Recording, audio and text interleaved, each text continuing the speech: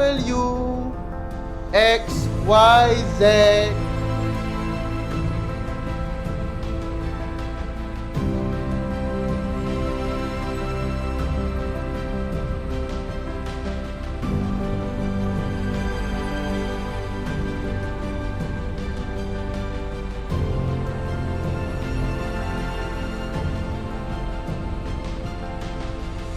Pada awalnya, ramai murid masih suka mengenal huruf dan nombor asas. Alhamdulillah, melalui program Revolusi Intervensi Murid Bacaan Asas dan Mengira, kami dapat melihat perubahan yang sangat ketara, terutama kepada murid pemulihan.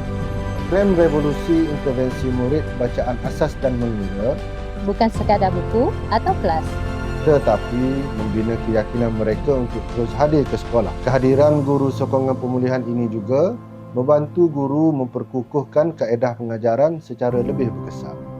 ia adalah usaha untuk menyokong anak-anak di sekolah yang paling memerlukan bantuan bagi memastikan tiada anak pedalaman tercicir daripada hak asas pendidikan. Bagi saya, semua murid berhak mendapat peluang pendidikan yang sama. Setiap murid berhak mendapat peluang yang sama untuk menguasai kemahiran membaca dan mengira.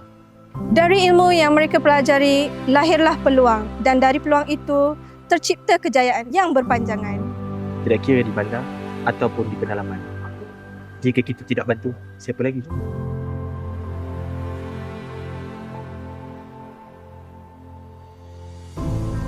Nama saya Lina Dia. Nama saya Muhammad Salahuddin. Cita-cita nak jadi apa nanti besar? Cikgu. Hak nanti besar jadi apa? Ustaz. Ustaz. Hak ada berapa ramai kawan? Kawan 3. 3 orang.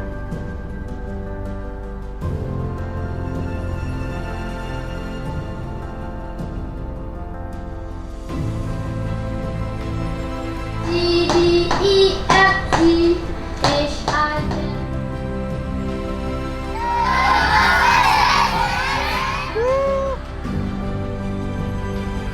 Saya amat berharap agar program RIBAN ini dapat diteruskan pada masa-masa akan datang supaya objektif kita adalah untuk memastikan bahawa semua anak-anak orang asli dapat kenal huruf, dapat mengira dengan baik, dapat memahami suku kata dan sebagainya.